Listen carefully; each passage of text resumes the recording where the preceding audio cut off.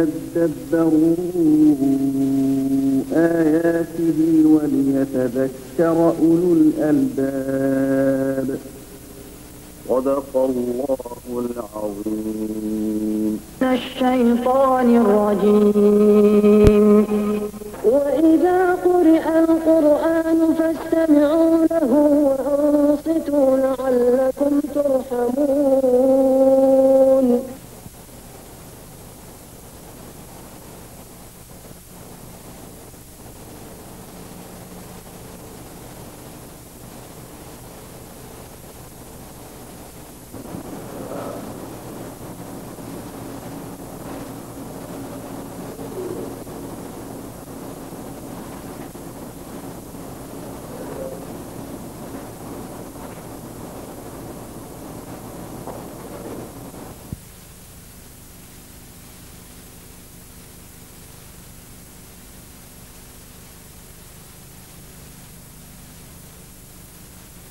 السلام علیکم ورحمۃ اللہ وبرکاتہ. الحمد للہ وحدہ والصلاة والسلام علی من لا نبی بعدہ، اما بعد. تمام تعریف اس وحدہ لا شریک کے لیے ہے جو یکتا اور بے مثال ہے، اور صلاۃ و سلام ہو اس رہبر کامل اسوے کامل پر جس کے بعد کوئی نبی نہیں. ملت اسلامیہ کے پاسبانوں، شمع رسالت کے پروانوں، انبیاء کے وارثوں، قوم کے نوجوان ساتھیوں اور لائق احترام بزرگوں، آج مورخہ 8 جمادی الاولیٰ 1420 ہجری مطابق 19 اگست 1999 عیسوی بروز جمعرات کا یہ دینی و ملی اور اصلاحی پروگرام مکتب دعوت و ارشاد ثنائیہ جدید ریاض مملکت سعودیہ عربیہ کی طرف سے منعقد کیا گیا ہے. ہم جملہ سامعین کا مدیر مکتب اور ان کے ذمہ داروں اور جملہ دعاۃ مخلصین کی طرف سے خیر مقدم کرتے ہوئے اپنے فاضل دوست و مخلص دائی سید معراج ربانی حفظہ اللہ فاضل مدینہ منورہ یونیورسٹی کے بے حد ممنون و مشکور ہیں، جنہوں نے ہماری دعوت قبول کر کے ہم جملہ سامعین کی ہمت افزائی کی. قبل ازیں کی موصوف کو دعوت سخن دوں، آپ ہمارا پتہ نوٹ فرما لیں اور محترم فاضل دوست کی جملہ آڈیو ویڈیو کیسٹس کے بارے میں خط لکھیں یا فیس کریں یا ٹیلی فون پر رابطہ قائم کریں. پوسٹ باکس نمبر 25 ریاض نمبر 11383. پوسٹ باکس نمبر 25 ریاض نمبر 11383. Phone number 4982224. دوسرا فون نمبر 4982225. Fax number 4982228. آپ ہمیں خط لکھیں یا فیس کریں یا ٹیلی فون پر رابطہ قائم کریں. اب میں موصوف کو حقوق زوجین کے موضوع کی وضاحت کرنے کے لیے دعوت سخن دے رہا ہوں. آپ تشریف لائیں. اللہ رب العزت سے دعا گو ہوں کہ الہ العالمین ہمیں اور آپ کو اخلاص عمل کی توفیق دے. آمین. السلام علیکم ورحمۃ اللہ وبرکاتہ.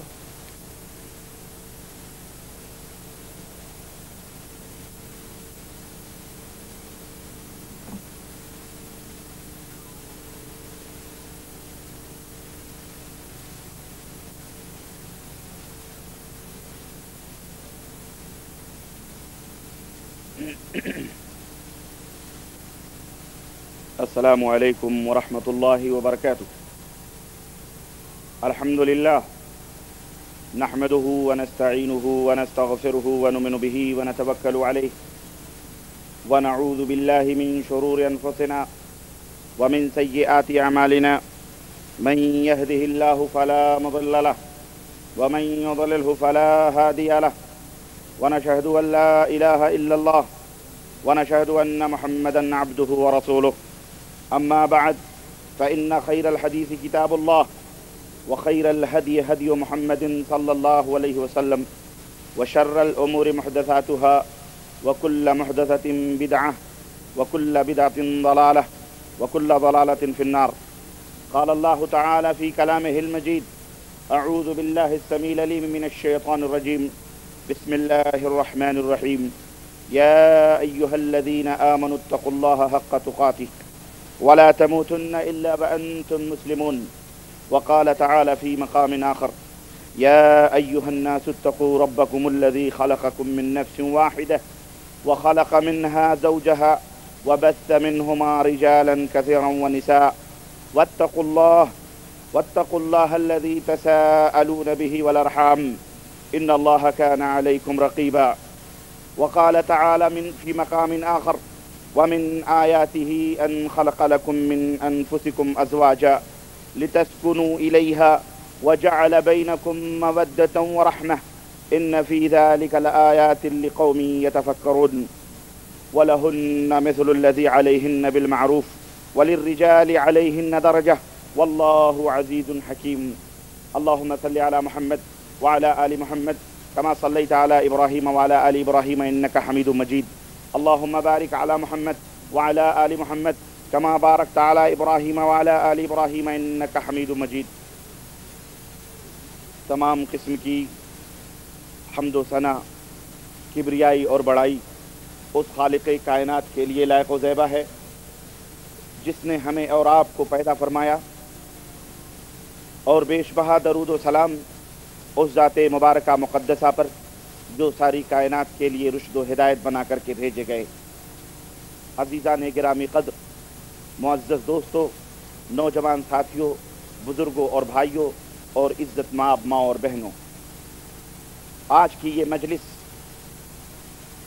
جو منعقد کی گئی ہے، اس مجلس کا موضوع ہے شوہر اور بیوی کے حقوق، میاں اور بیوی کے حقوق۔ انشاء اللہ تبارک و تعالی آج اسی موضوع پر کچھ قرآن و سنت کی باتیں لے کر آپ حضرات کی خدمت میں حاضر ہوں، اور اللہ اور اس کے رسول کی باتیں بیان کرنے کی سعادت حاصل کر رہا ہوں۔ دوستو اور بھائیوں، اللہ وحدہ لا شریک کا یہ فضل اور اس کا احسان ہے کہ اس نے جہاں ہمیں ایمان اور عقیدے کی تعلیمات سے آگاہ فرمایا، متنبہ فرمایا، وہیں پر جہاں ہمیں اس نے دنیا کے اندر مختلف قسم کی تعلیمات، حلال اور حرام کی تمیز اور دیگر چیزوں سے اللہ تبارک و تعالیٰ نے ہمیں آگاہ فرمایا، وہیں پر یہ اللہ کی سب سے بڑی نعمت، اللہ کی سب سے بڑی برکت یہ ہے کہ اللہ تبارک و تعالیٰ نے آپسی زندگی کو مرد اور عورت کے تعلق سے اس معاشرت کو بھی قرآن کریم میں آگاہ فرمایا، بیان فرمایا، اور اپنے نبی جناب محمد الرسول اللہ صلی اللہ علیہ وسلم کے ذریعے لوگوں کو یہ میاں اور بیوی کی زندگی کس طرح سے گزارنی چاہیے، کس طرح کے ان کے حقوق آپس میں ایک دوسرے کے اوپر ہونے چاہیے، یہ اللہ تبارک و تعالیٰ نے اپنے نبی کے ذریعے سے ہم تک وہ تمام باتیں جو ایک دوسرے کے اوپر حقوق ہوتے ہیں وہ اللہ تعالیٰ نے ہمیں بیان فرمایا۔ میرے عزیز، قبل ازیں کہ میں اپنے موضوع کی وضاحت کروں، قرآن کریم کے حوالے سے جو آیتیں میں نے آپ حضرات کی خدمت میں تلاوت کی ہیں، سورہ نساء کی پہلی آیت ہے یہ۔ اللہ وحدہ لا شریک نے فرمایا کہ اے وہ لوگو، یا ایھا الناس، اے لوگو، اتقوا ربکم الذی خلقکم، اس پالنہار سے ڈرو، اس رب سے ڈرو جس نے تمہیں ایک جان سے پیدا کیا اور اسی سے اس کی بیوی کو پیدا کر کے ان دونوں سے بہت سے مرد اور عورتیں پھیلا دیں۔ اس اللہ سے ڈرو جس کے نام پر ایک دوسرے سے مانگتے ہو اور رشتے ناطے توڑنے سے بھی بچو، بے شک اللہ تبارک و تعالیٰ تم پر نگہبان ہے۔ دوسری جگہ سورہ روم کے اندر آیت نمبر 41 اللہ وحدہ لا شریک نے ارشاد فرمایا کہ اے لوگو، دنیا کے اندر یوں تو بہت ساری نشانیاں ہیں، ان نشانیوں میں سے ایک نشانی یہ بھی ہے کہ اللہ تبارک و تعالیٰ نے تمہیں میں سے تمہاری بیویوں کو پیدا کیا، تمہارے لیے تمہیں میں سے عورتیں پیدا کی تاکہ ان کی طرف مائل ہو کر تم سکون دل حاصل کرو، اور اللہ نے تم میں محبت اور ہمدردی اور مہربانی پیدا کر دی۔ یقیناً اس میں ان لوگوں کے لیے نشانیاں ہیں جو غور و فکر کرتے ہیں۔ اور اسی طرح اللہ تبارک و تعالیٰ نے فرمایا کہ جس طرح تمہارے حقوق ان کے اوپر ہیں اسی طرح ان کے بھی حقوق تمہارے اوپر ہیں، لیکن مردوں کا مقام، مردوں کا حق ان کے اوپر زیادہ ہے، درجہ بلند ہے مردوں کا عورتوں کے اوپر۔ واللہ عزیز حکیم، اور اللہ غالب حکمت والا ہے۔ عزیزان گرامی قدر،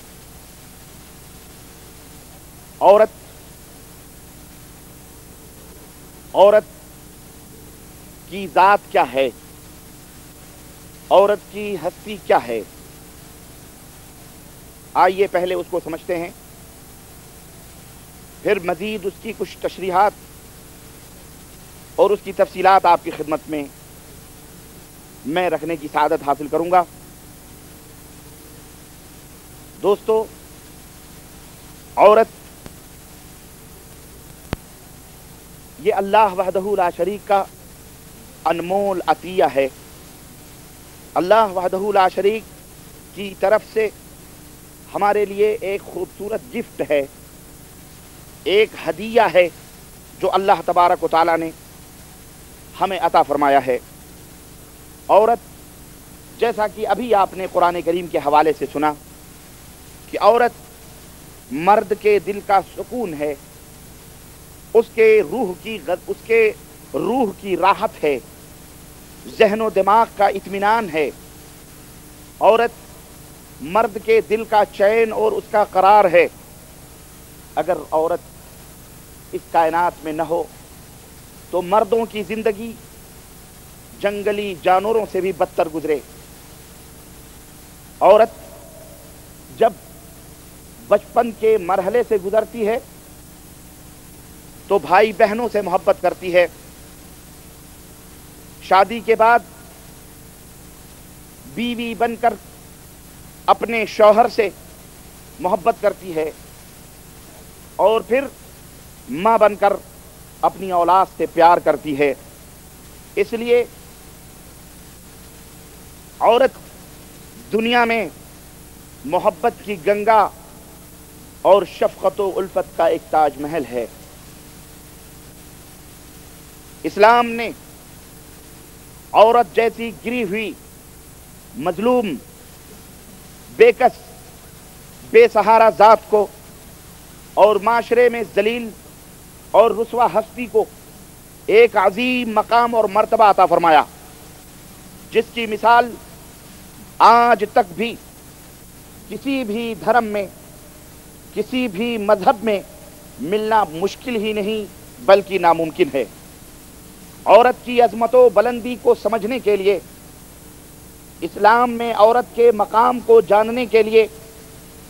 پیغمبر اسلام جناب محمد الرسول اللہ صلی اللہ علیہ وسلم کا یہ فرمان ہی کافی ہے، جس میں اللہ کے حبیب فرماتے ہیں الدنیا کلھا متاع وخیر متاع الدنیا المرأة الصالحہ، رواہ مسلم، کہ اے لوگو، دنیا پوری کی پوری پونجی ہے، دنیا پوری کی پوری فائدہ اٹھانے کی چیز ہے، لذت حاصل کرنے کی چیز ہے، لیکن دنیا کی سب سے انمول چیز، دنیا کی سب سے بے مثال چیز، دنیا کی سب سے اچھی چیز المرأة الصالحہ، نیک اور پاک باز بیوی۔ یہ مقام دیا پیغمبر اسلام جناب محمد الرسول اللہ صلی اللہ علیہ وسلم نے۔ اس وقت یہ صدا بلند ہوئی تھی جب دنیا کے اندر عورت کو سب سے کم ترین درجہ حاصل تھا، عورت دنیا کی سب سے مظلوم اور بے سہارا ذات سمجھی جاتی تھی، اس کے ساتھ جانوروں جیسا سلوک ہوتا تھا، کئی لوگ اس سے زناکاری کرتے تھے، بدکاری کرتے تھے۔ نکاح کے عجیب و غریب طریقے سماج اور سوسائٹی کے اندر رائج تھے۔ ایک عورت کا 10 شوہر ہوا کرتا تھا یا اس سے بھی زائد شوہر اس کے ہوا کرتے تھے۔ عورت شوہر کے مرنے پر اس کے ساتھ اس کے چتا میں ستی ہو جایا کرتی تھی، اس کو جلا دیا جاتا تھا۔ کہیں عورت کو ناگن سے تعبیر کیا جاتا تھا، کہیں عورت کو روحانیت کے لیے سب سے بڑا کینسر سمجھا جاتا تھا۔ غرض مختلف دھرموں میں، مختلف ریلیجنز میں، مختلف مذاہب میں اسلام کی عورت کی مختلف قسم کی تعبیریں موجود تھیں، مختلف قسم کے عجیب و غریب باطل تصورات ان کے دھرم میں موجود تھے۔ لیکن اللہ اکبر، جب یہ اسلام آتا ہے، اسلام کی کرنے کوہ صفا سے بکھرتی ہیں اور فاران کی چوٹی سے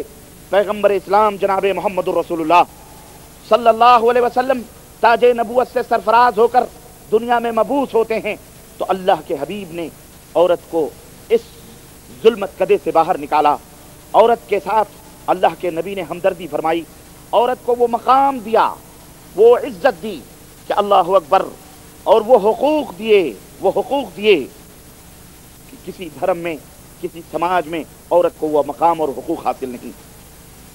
اور اس سے بڑی شہادت کیا ہوگی کہ اللہ کے نبی نے عورت کے مقابلے میں دنیا کی ساری پونجیوں کو غیر اہم قرار دیا۔ عورت کے مقابلے میں، نیک عورت کے مقابلے میں، پاک باز بیوی کے مقابلے میں پیغمبر اسلام نے پوری کائنات کو ٹھوکر پہ رکھ دیا اور فرمایا سب سے بہترین پونجی، سب سے اچھی پونجی، سب سے اچھی دولت نیک اور پاک باز بیوی ہے۔ اور سنیے، اس سے بڑی شہادت اور گواہی دنیا میں اور کیا ہوگی جو محسن انسانیت جناب محمد رسول اللہ صلی اللہ علیہ وسلم نے دی۔ رب کا فرمان سنو، اللہ وحدہ لا شریک نے اپنے نبی پر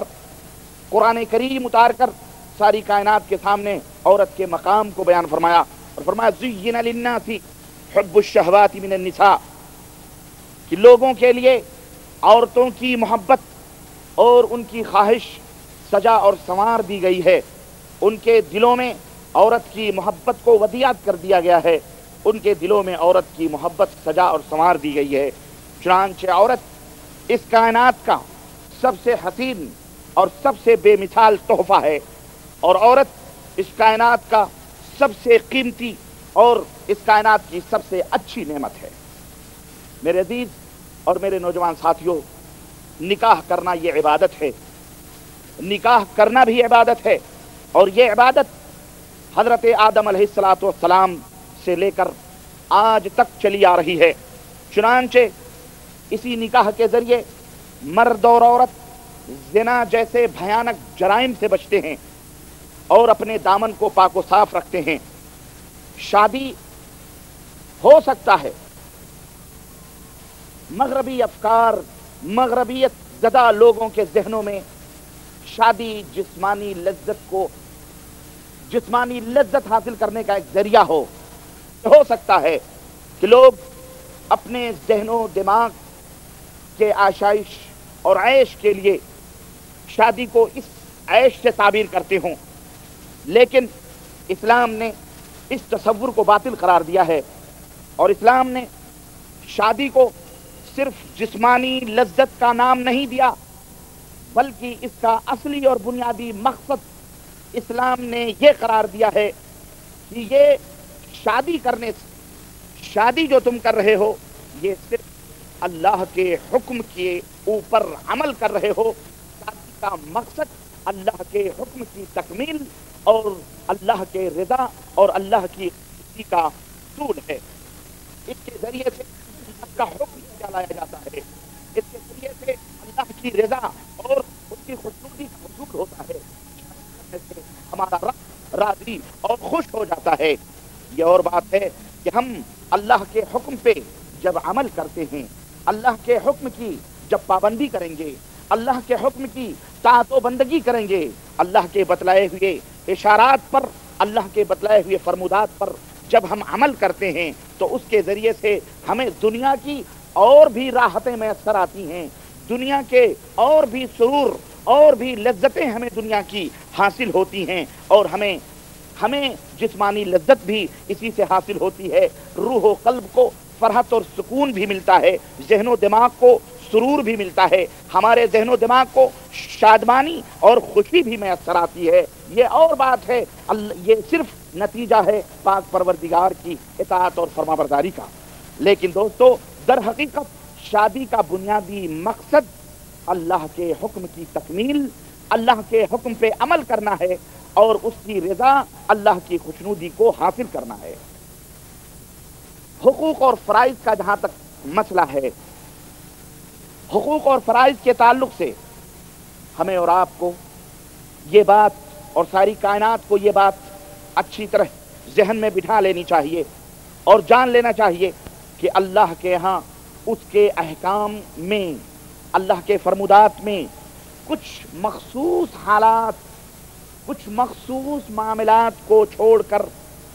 غور سے سنیے اس پوائنٹ کو اور اس بات کو، اور میں دعوت فکر دوں گا اپنے ان مسلمان دوستوں کو یا اپنے ان غیر مسلم لوگوں کو جو آزادی نسواں اور تحریک آزادی نسواں کے حامل ہیں، جو مغربیت زدہ لوگوں کی آوازوں میں آوازیں ملا کر عورت کو اس کی چہار دیواری سے باہر لا کر اپنی نفسانی خواہشات کو مٹانا چاہتے ہیں، اپنی درندگی کا اظہار کرنا چاہتے ہیں، اور وہ چاہتے ہیں کہ جس طرح ہم روڈوں کے اوپر در بدر جوتیاں چٹکھاتے ہوئے اور جس طرح ہم فیکٹریوں اور کمپنیوں میں مشینوں کے ساتھ ناچ رہے ہیں، اسی طرح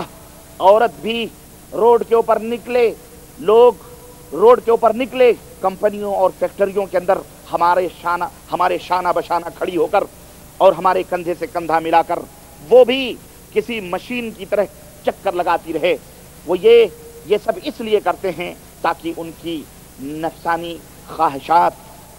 اور وہ جو بھوک ہے نفسانی اس کو مٹا سکیں، عورت سے لذت حاصل کر سکیں۔ یہ خباثت ذہنی اور یہ خباثت فکری ہے جس کی وجہ سے وہ عورت کو بے پردہ دیکھنا چاہتے ہیں اور روڈوں کے اوپر دیکھنا چاہتے ہیں۔ میں انہیں بھی دعوت فکر دوں گا اور انہیں بھی یہ بات بتلانا چاہوں گا کہ دیکھو تم کیا دعوے اور چیلنج کرتے ہو، تم کیا اسلام کے اوپر الزام لگاتے ہو کہ اسلام نے انہیں مساوات اور برابری کا، اسلام نے انہیں مردوں کے حقوق کے برابر حقوق نہیں دیے۔ آؤ میں تمہیں بتاتا ہوں، سنو اور کان کھول کر سنو اور ان تک بھی یہ باتیں پہنچاؤ کہ چند مخصوص معاملات، چند مخصوص حالات کو چھوڑ کر اللہ کے جتنے بھی احکامات ہیں، اللہ کے جتنے بھی فرمودات ہیں، اللہ تبارک و تعالیٰ نے مردوں کے اوپر بھی عورتوں کے اوپر بھی دونوں میں یکساں تقسیم کیے۔ چند مخصوص ایام ہیں، چند مخصوص حالات ہیں، چند مخصوص معاملات ہیں جن میں اللہ تبارک و تعالیٰ نے تفریق کی ہے، ورنہ 90% سے لے کے 95% بلکہ اور آگے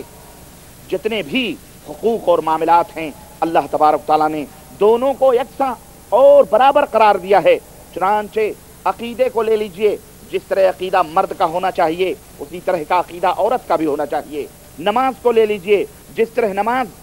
مرد کے اوپر فرض ہے عورت کے اوپر بھی اسی طرح کی نماز فرض ہے۔ جس طرح مرد کو نماز پڑھنی ضروری ہے اسی طرح عورت کے اوپر بھی نماز پڑھنی ضروری ہے۔ اسی طرح زکوٰۃ ہے، اسی طرح روزہ ہے، اسی طرح حج ہے، دیگر جتنے بھی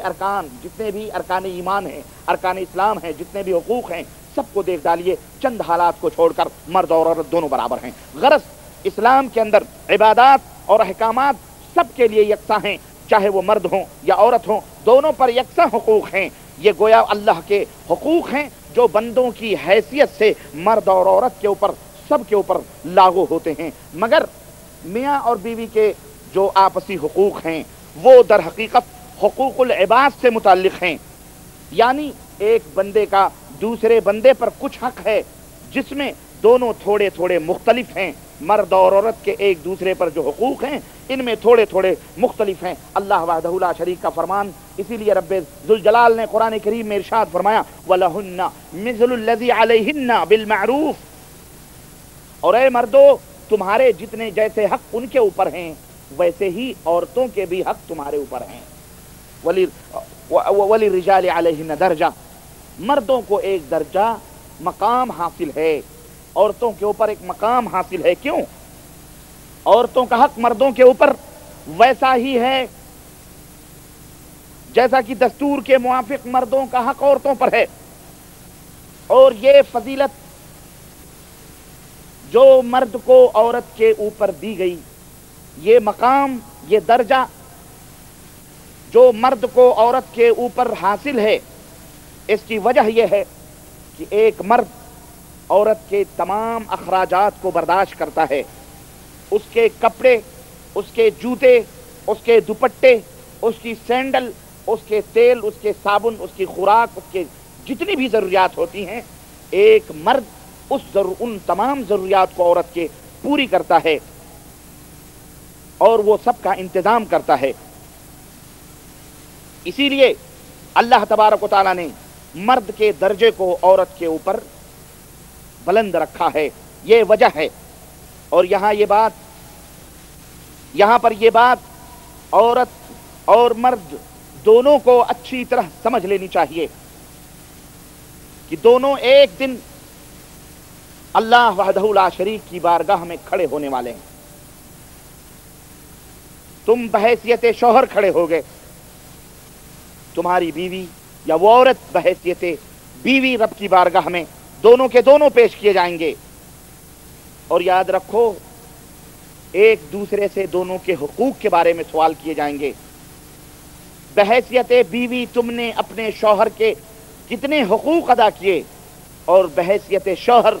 تم نے اپنے بیوی کے کتنے حقوق ادا کیے، سوال ہوگا۔ اور جنہوں نے بھی جن کے حق میں کوتاہی کی ہوگی، کمی کی ہوگی، بے انصافی کی ہوگی، اللہ تبارک و تعالی قیامت کے دن اس کا بدلہ دلوائے گا۔ اس لیے دونوں کو بھی، مرد کو بھی اور بیوی کو بھی، دونوں کو اللہ تبارک و تعالی سے ڈرنا چاہیے اور تقوی اختیار کرنی چاہیے، اور اپنے اپنے فرائض جو اور اپنے اپنے حقوق کو اور اپنی اپنی ذمہ داریوں کو حسن نیت سے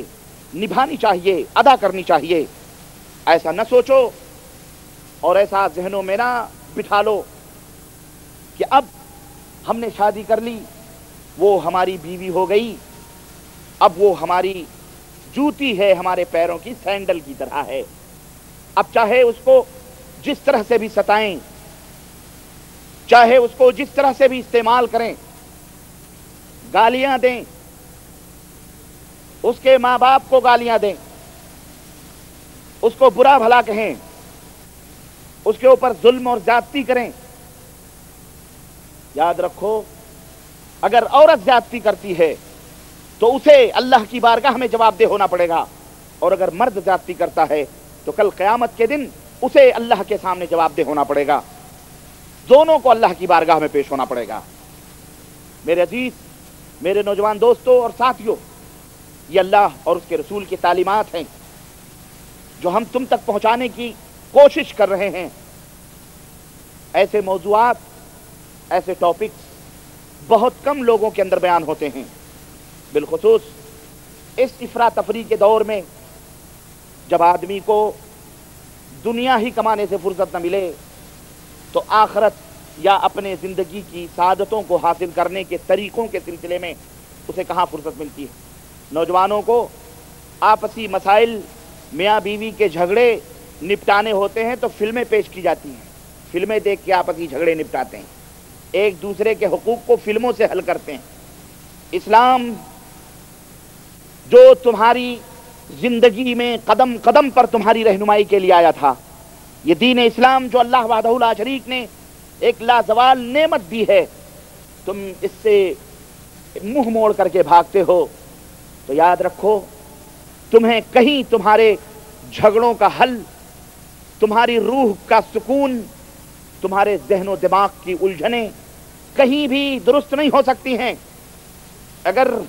دل اور دماغ کا سکون چاہتے ہو، قرار چاہتے ہو، تو رب تعالیٰ کے قرآن میں ڈھونڈو اور مصطفیٰ جان رحمت کے فرمان میں ڈھونڈو۔ ایک ایک بات ہمارے نبی نے تمہیں بتلا دی ہے۔ ارے وہ جاہل ہیں، وہ بے عقل ہیں جو یہ کہتے ہیں اور عمل سے اس بات کا ثبوت پیش کرتے ہیں کہ ہمارے نبی نے جو دین دیا ہے وہ ناقص ہے۔ استغفر اللہ۔ ایک ایک بات پیغمبر اسلام نے ہمیں بتلائی ہے، اندر سے لے کے باہر تک، تمہاری پیدائش سے لے کر شادی اور بیاہ، بیوی سے ہم بستری مباشرت، غسل اور حمام اور مرنے تک، دفن ہونے تک، قبر میں تمہیں رکھنے تک کے ساری تعلیمات پیغمبر اسلام جناب محمد الرسول اللہ صلی اللہ علیہ وسلم بتلا کے گئے ہیں۔ یہ ہماری اور تمہاری کور چشمی ہے، کچ فہمی ہے، تعصب ہے، شخصیتوں کے کا ایک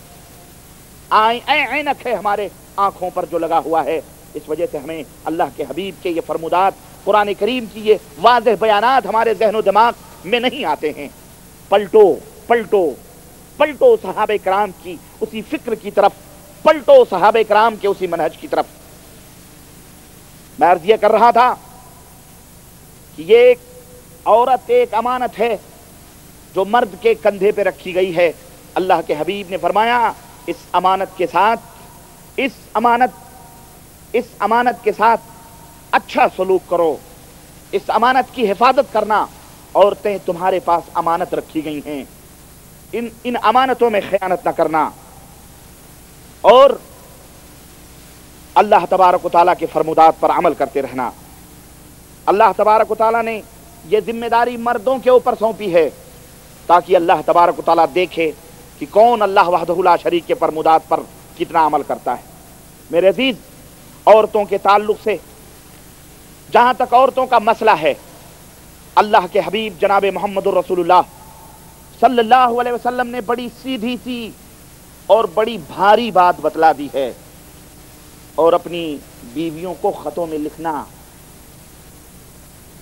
یا جن کے یہاں ہوں گی جا کے بتلانا، یہ تعلیمات دینا، انہیں بھی سنانا۔ خطوں میں صرف ٹینشن، اپنے مشکلات، اپنی پریشانیاں نہیں۔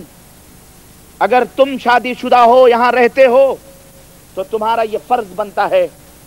کہ اپنے بال بچوں کی خبر ٹیلی فون سے یا جتنی طاقت ہو خطوں کے ذریعے لیا کرو۔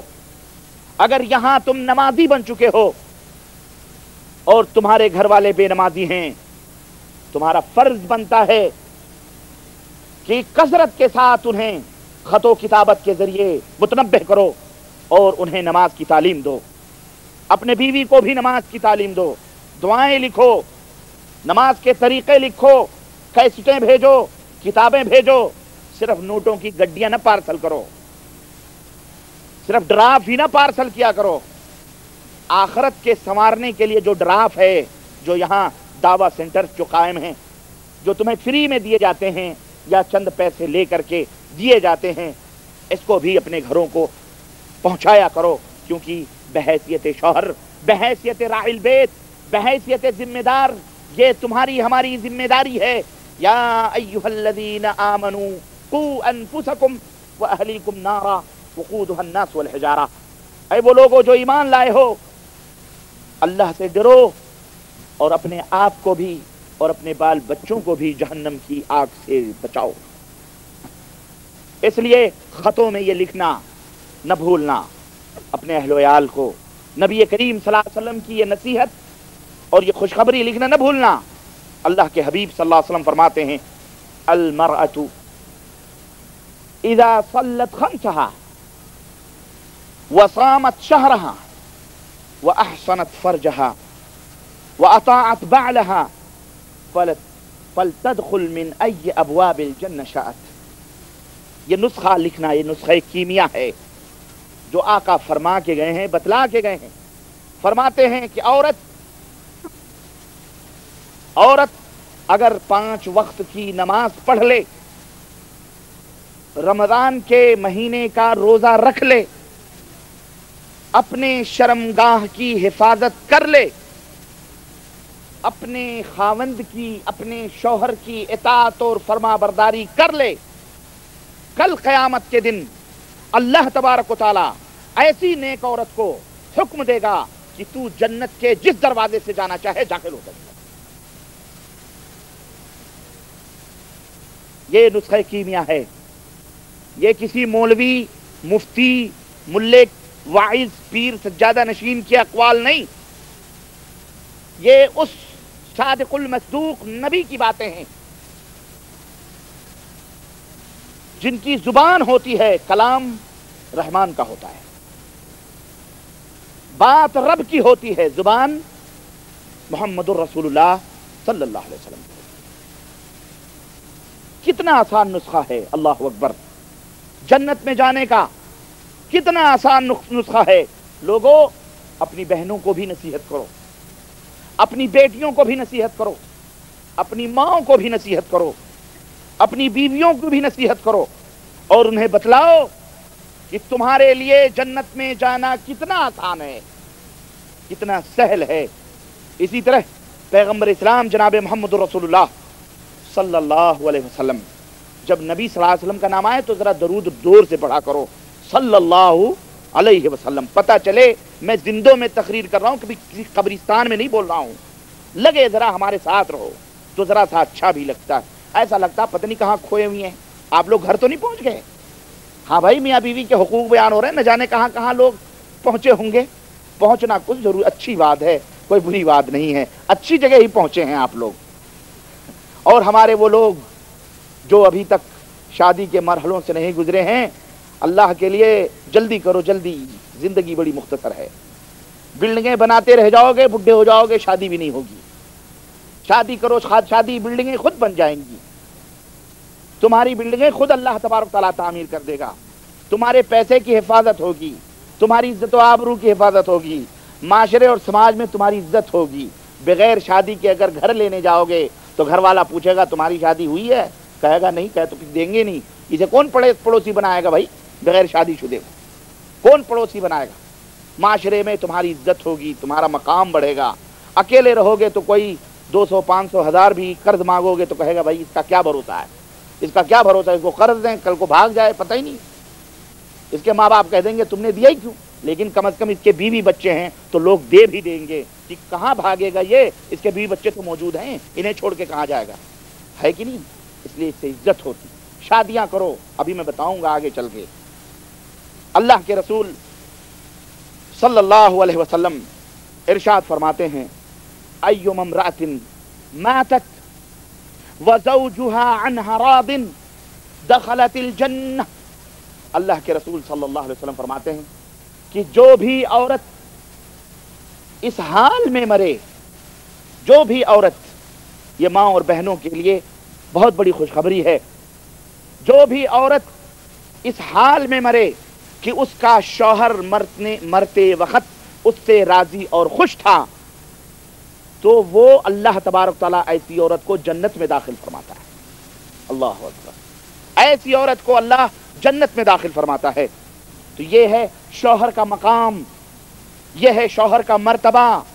اور ہر عورت کو نبی رحمت صلی اللہ علیہ وسلم کے ان فرمودات اور ان بیانات اور ان باتوں کو اپنے دل میں بٹھا لینی چاہیے، اور ہمیشہ ذہن میں یہ بات رکھنی چاہیے کہ شوہر کی خوشی میں اس کی خوشی ہو، اور شوہر کی ناراضگی میں اس کی ناراضگی ہو، اس کی ناراضگی ہو، یہ کر کے اس کے اوپر وہ عمل کرے۔ آقا رحمت جناب محمد الرسول اللہ صلی اللہ علیہ وسلم ارشاد فرماتے ہیں کہ مستفاد المؤمن بعد تقوى اللہ خیرا له من زوجة صالحة ان امرها اطاعته وان نظر الیها سرته وان اقسم عليها ابرته وان غاب عنها نصحته في نفسها وماله، رواہ ابن ماجہ۔ اللہ کے رسول صلی اللہ علیہ وسلم فرماتے ہیں کسی بھی مومن کو اللہ کے تقوی کے بعد کوئی بھی اچھی چیز نہیں ملی ہے سوائے نیک بیوی کی۔ اللہ کے تقوی کے بعد، اللہ کے احکامات، اللہ کے سے ڈرنے کے بعد، یہ تقوی جس کے دل میں یہ سب سے بڑی نعمت ہے۔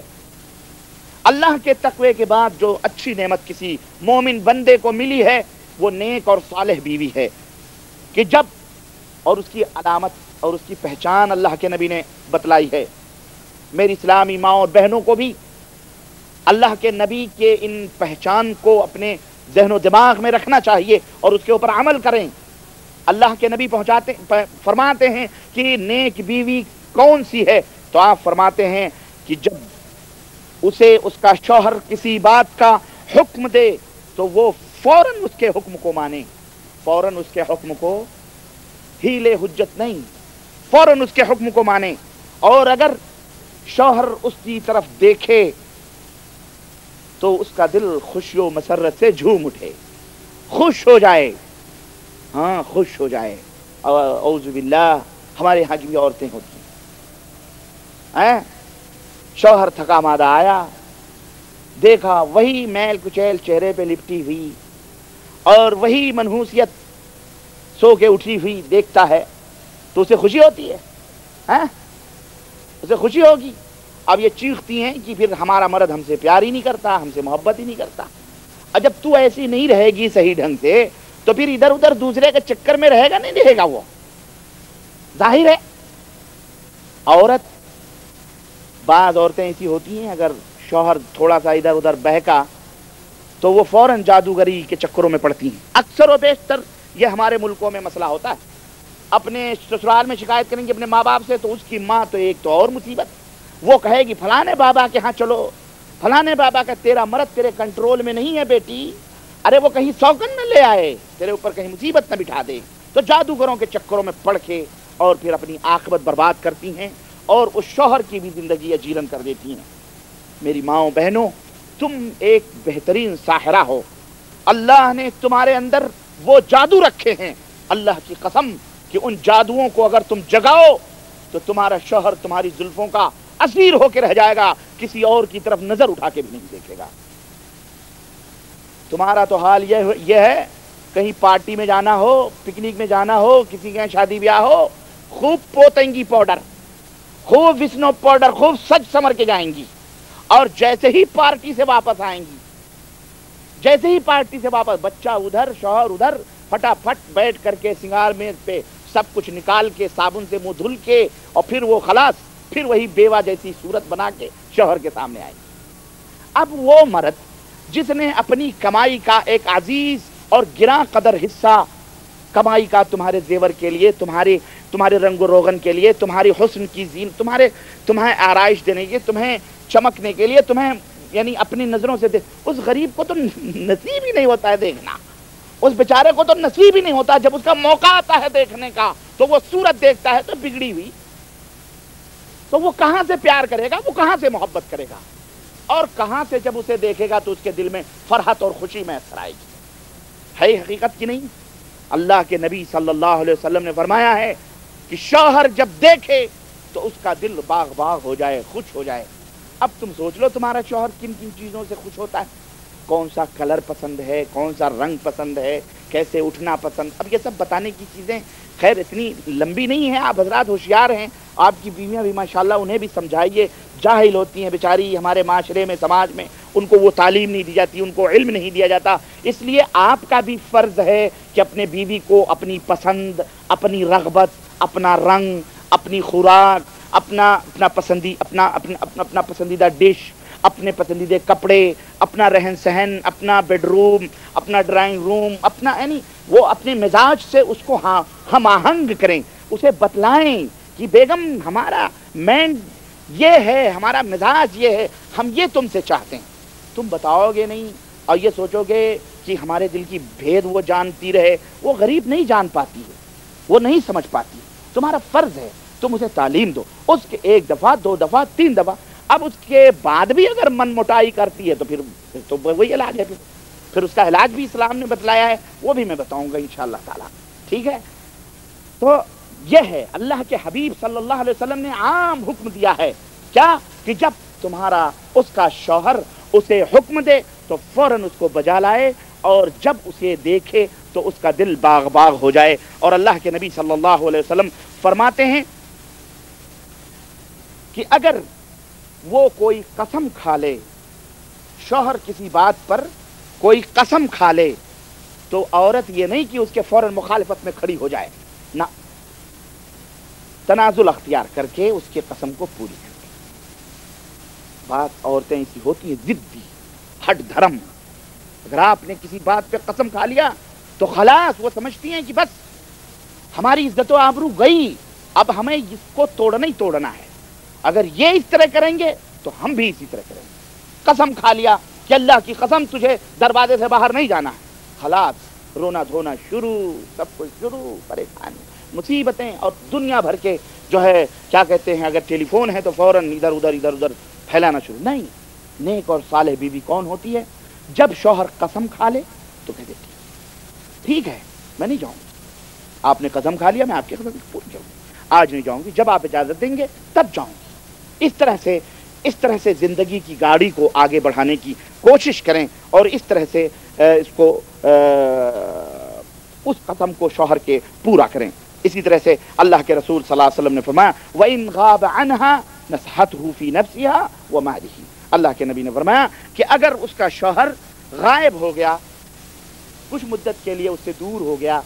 سفر میں چلا گیا، تجارت کے لیے چلا گیا، کمائی کے لیے چلا گیا، 1 مہینے 2 مہینے 6 مہینے سال بھر، جیسے ہم اور آپ یہاں ہیں موجود ہیں 2 سال 3 سال، اب بہت سارے لوگ تو پتہ نہیں کیوں 5 سال تک نہیں جاتے ہیں، پتہ نہیں کیا پرابلم ہے۔ آپ حضرات ذرا ایسے لوگوں کو نصیحت کیا کرو، بھائی کوئی پرابلم ہو تو بتاؤ، حل ہو جائے گا یار، 5 سال بیویوں کو 6 سال چھوڑ دینا یہ بری بات ہے اس طرح سے۔ المہم لیکن ایک بات یہ بھی ہے کہ 6 مہینے سے زیادہ شریعت، دیکھو سوال نہیں کرنا، یہ میں جواب دے رہا ہوں، 6 مہینے سے زیادہ یا 4 مہینے سے بعد روایت میں یہ سے عمر بن خطاب رضی اللہ تعالیٰ عنہ سے کہ اس سے زیادہ شوہر کو اپنی بیوی سے دور نہیں رہنا چاہیے، اگر ہے تو پھر بیوی کی اجازت ضروری ہے، بیوی کی اجازت، ورنہ بیوی کو اسلام یہ حق دیتا ہے کہ 6 مہینے کے بعد اگر وہ اپنے طلاق کا مطالبہ کرے، اگر نہیں تو کم از کم اپنے نکاح کو فسخ کروا سکتی ہے، توڑوا سکتی ہے قاضی وقت سے، اور اپنی شادی کہیں اور کر سکتی ہے۔ اس لیے تجدید عہد و پیما ذرا کیا کرو پیارو، جس طرح اقامے تجدید کرتے نا سال بھر میں، اس طرح 4 مہینے میں 5 مہینے میں خطوں کے ذریعے یا ٹیلی فونوں کے ذریعے اپنے بیوی سے پیار کا یہ جو عہد و پیمان ہے اس کی تجدید کر لیا کرو، اس کو رینیول کرا لیا کرو، ہاں، ورنہ کبھی کچھ معاملہ گڑبڑ ہوا تو پھر اس کے ذمہ دار تم ہی ہوگے۔ سمجھ رہے ہیں کہ نہیں سمجھ رہے ہیں؟ ہاں، خطوں کے ذریعے یا ٹیلی فون بتا دیا کرو بیگم آؤں، آ رہا ہوں، کہے گی نہیں ابھی تو ہمارے کان کی بالیاں باقی ہیں، ابھی تو فلانے کا ابھی بیڈ روم ہی نہیں سجا ہے، ابھی تو ببلو کی موٹر سائیکل ہی نہیں آئی ہے، ابھی تو اس کا کالج کا اتنا خرچہ ہے، اتنی گاڑیاں ہیں، یہ ہیں، دنیا بھر کے پرابلم خود بتائے گی۔ اس لیے ہاں ایسا کہہ دیا کرو آؤں، ان کہے گی نہیں۔ اگر وہ کہے کہ ٹھیک ہے اب اجازت نہیں ہے،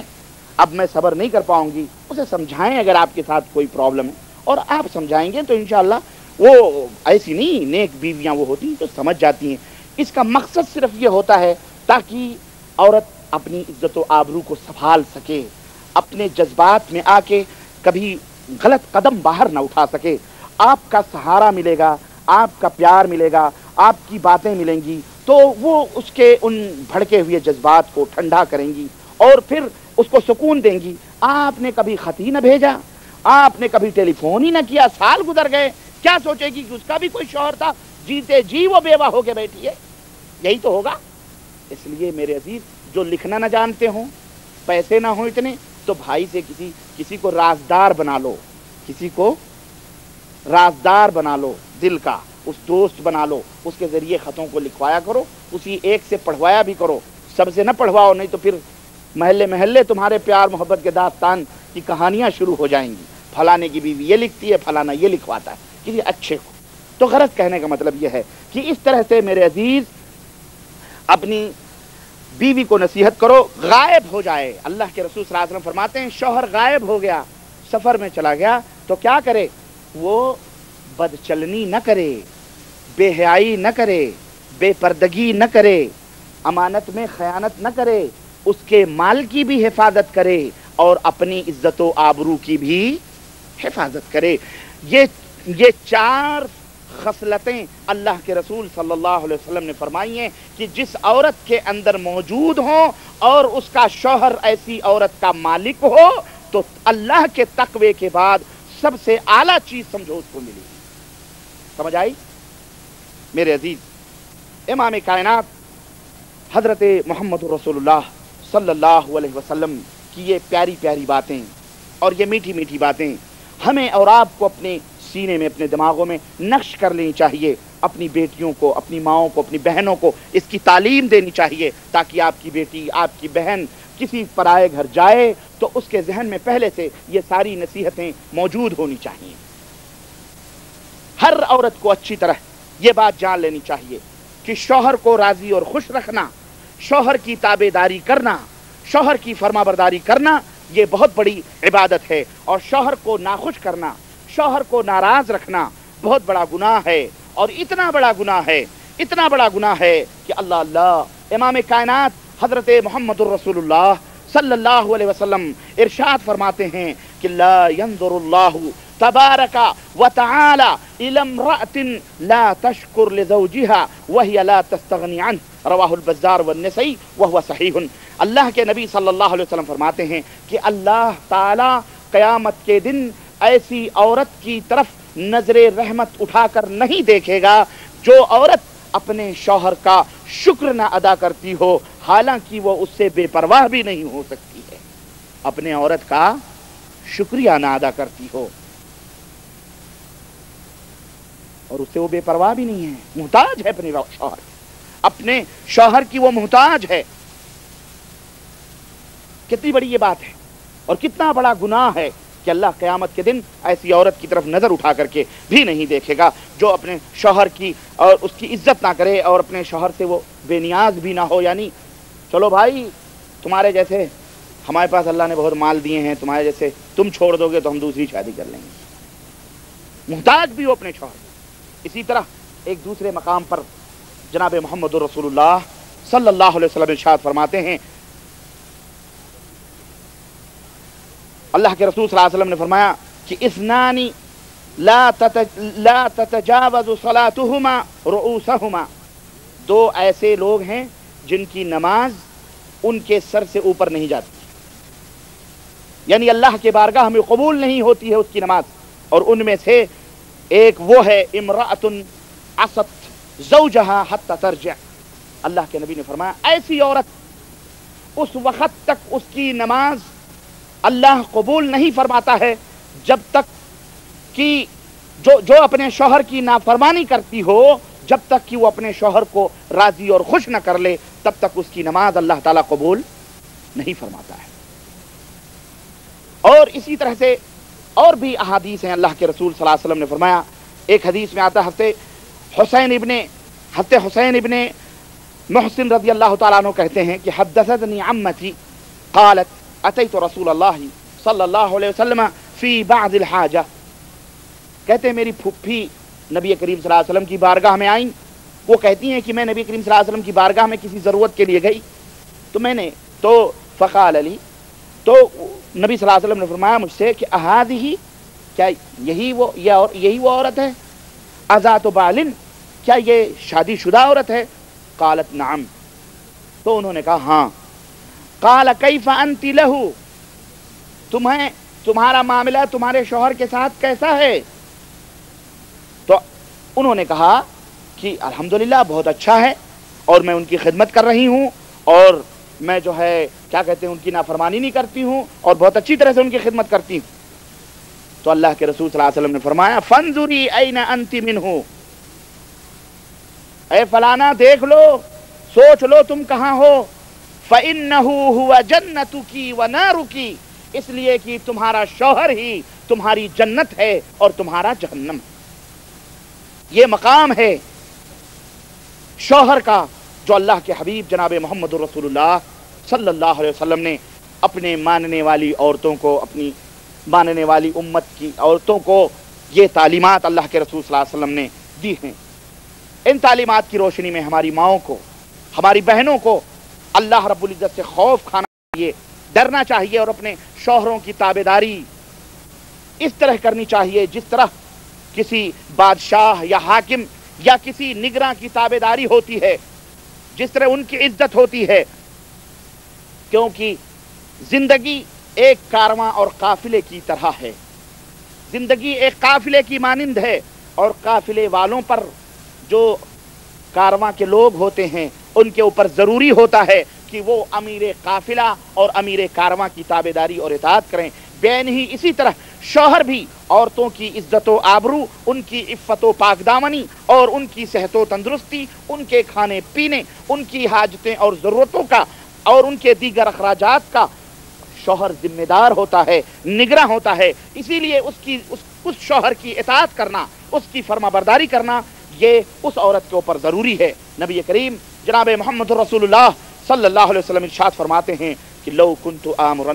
احدا ان يسجد لاحد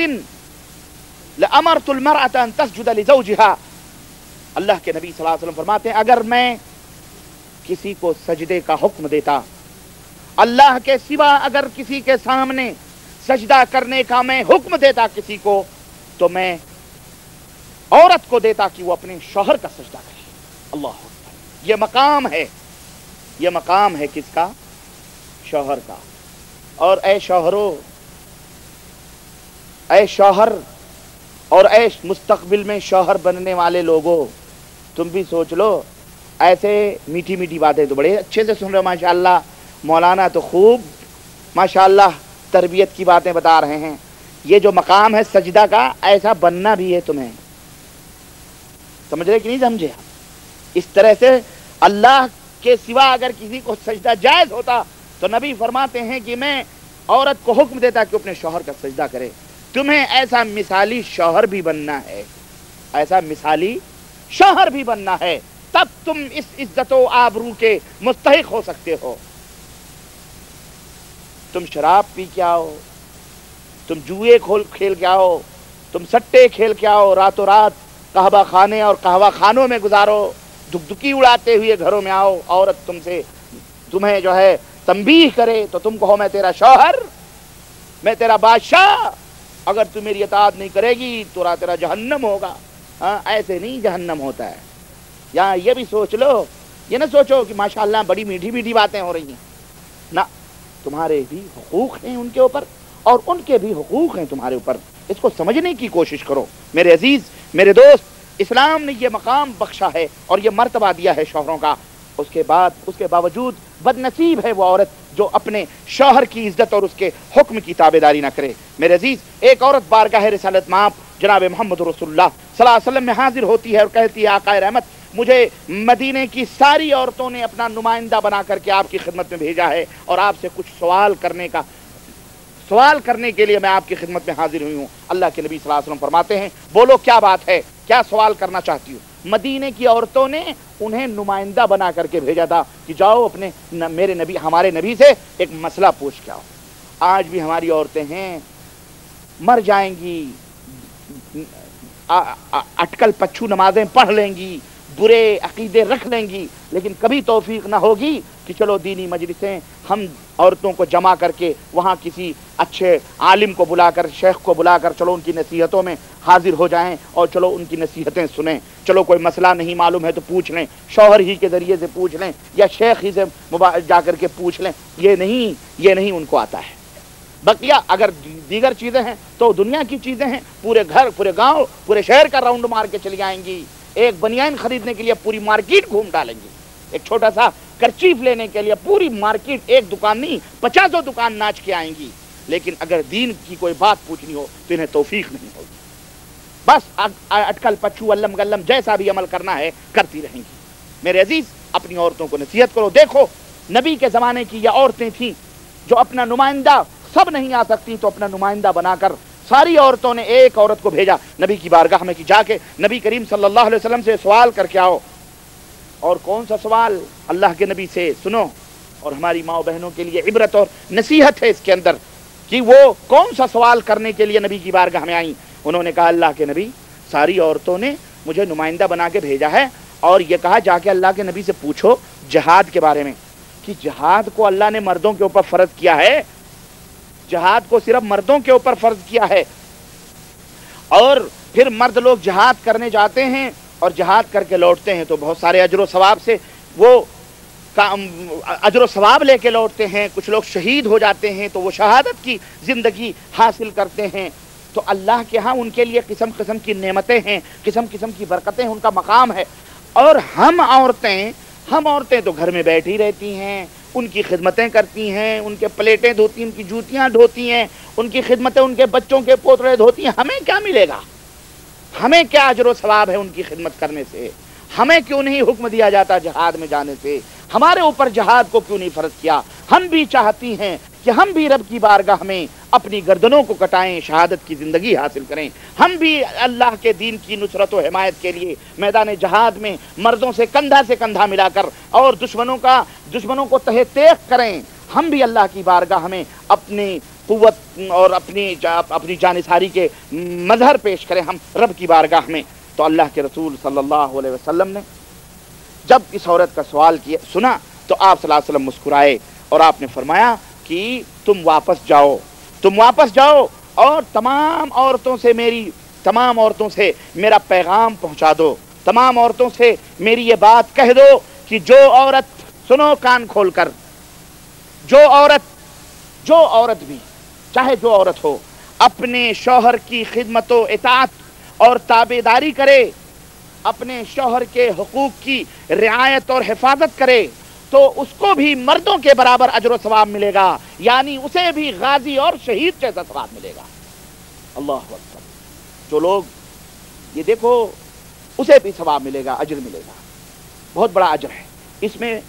وہ اس زمانے میں جہاد ہوتا تھا، غزوے کرتے تھے، لڑائیاں کرتے تھے لوگ، تو انہیں اس طرح کا، اگر تم علم دین حاصل کرنے گئے ہو، تمہاری عورت صبر کر رہی ہے اور کیا کہہ رہے ہیں، تمہاری عورت تمہاری خدمت کر رہی ہے، تو اس کا ثواب اسے بھی اتنا ہی ملے گا جتنا علم دین حاصل کر کے تمہیں ملتا ہے۔ تم اپنی عزت و آبرو کو بچانے کے لیے، اپنی عزت اور اپنے فقر و فاقے کے دور کرنے کے لیے تم روزیاں کمانے کے لیے نکلے ہو۔ تمہارے گھروں میں، تمہارے ملکوں میں جو عورتیں صبر کر کے بیٹھی ہیں، تمہارے گھر کی نگرانی کر رہی ہیں، تمہارے بال بچوں کی دیکھ بھال کر رہی ہیں، تو اللہ تبارک و تعالی تم چونکہ ان کے لیے بھی محنت کر رہے ہو، اپنی عزت و آبرو سے زندگی گزارنے کے لیے اور طاقت و قوت حاصل کرنے کے لیے، رب کی بندگی کے لیے جو تم محنت کرتے ہو، جس طرح اللہ تمہیں ثواب دیتا ہے، تمہاری عورتوں کو بھی اسی طرح کا ثواب عطا فرماتا ہے۔ ایک صحابی رسول، صحابہ کرام بیٹھے تھے نبی صلی اللہ علیہ وسلم کی بارگاہ میں، ایک صحابی رسول بیچارے پسینے سے تربتر لکڑیوں کے گٹھر اٹھا رہے ہیں، لے جا رہے ہیں، لا رہے ہیں، اٹھا رہے ہیں، لے جا رہے ہیں، اٹھا رہے ہیں، بس تجارت میں مشغول ہیں۔ اللہ کے رسول صلی اللہ علیہ وسلم سے صحابہ کرام نے پوچھا کہ اللہ کے نبی، اس کو دیکھو، دنیا کمانے میں لگا ہوا ہے۔ اللہ کے نبی صلی اللہ علیہ وسلم نے نظر اٹھائی، دیکھا، کہا اللہ کی قسم،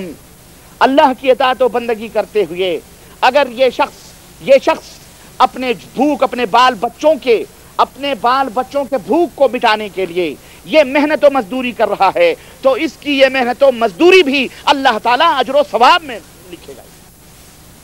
تو یہ نہ سوچو کہ تم پردیس میں ہو تو بس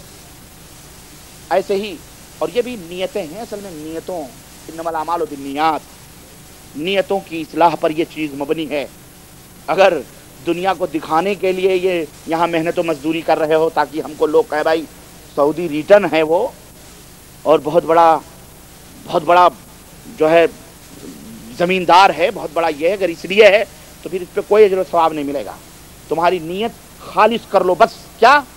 کہ اے اللہ، محنت اور مزدوری کر رہے ہیں تاکہ عزت و آبرو کی زندگی اپنے وطن میں گزار سکیں، طاقت اور صدقہ اور خیرات تیری راہ میں کر سکیں، تیری راہ میں غریبوں مسکینوں کی مدد کر سکیں۔ اے اللہ، اس لیے کما رہے ہیں تاکہ طاقت و قوت حاصل کر کے اپنے اور اپنے بچوں کو دین اسلام کے اوپر گامزن کر سکیں، صحیح تعلیم دے سکیں۔ اللہ، اس طرح کی نیتیں اگر کر لو تو تم دن کے بھی اٹھاؤ گے، اللہ اس کا بھی ثواب تمہارے نام اعمال میں لکھے گا۔ سمجھ رہے ہیں کہ نہیں سمجھ رہے ہیں؟ ہاں، تو یہ چیز اپنے ذہن میں رکھیں۔ کوئی بھی عورت، اللہ کے رسول صلی اللہ علیہ وسلم نے فرمایا اس کو بھی مردوں کے برابر ثواب ملے گا، لیکن اللہ کے نبی فرمایا لیکن تم میں کم عورتیں ایسی ہوں گی، یعنی کہاں عورتوں کو اس کا ہوش رہتا ہے،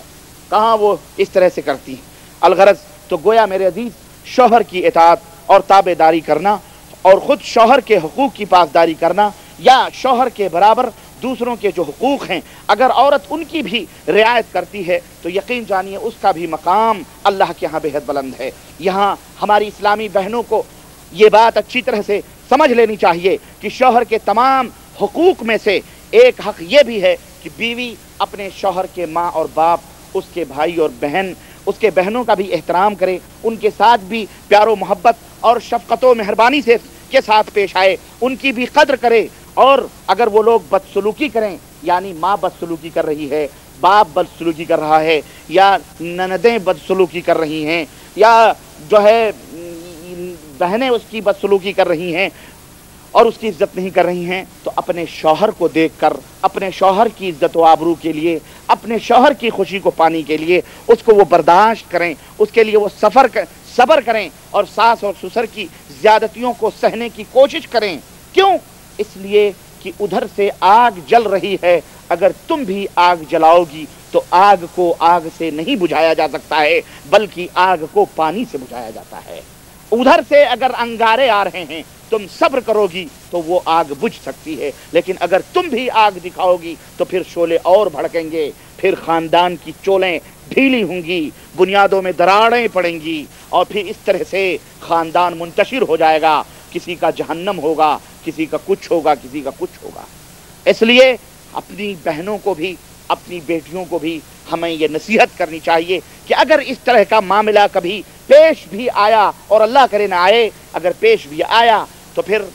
صبر کرو اور اپنے شوہر کا چہرہ دیکھتے ہوئے ان کے ماں اور باپ اور شوہر کی بہنوں کے ساتھ حسن سلوک کرتے ہوئے، صبر کرتے ہوئے اللہ رب العزت تمہیں اس کا اجر دے گا۔ ساس، اور پھر اس تعلق سے ساس سسر کی بات بھی بڑی لمبی ہو جائے گی، بہرحال میں اس موضوع میں نہیں داخل ہونا چاہتا کہ اس ساس کی بات آئی ہے تو پھر آپ تو جانتے ہیں دنیا کی عالمی جنگ پہلی بھی ختم ہو گئی، دوسری بھی ختم ہو گئی، لیکن یہ ساس بہو کی جنگ آج تک نہیں ختم ہوئی، اور شاید یہ قیامت تک ختم ہو۔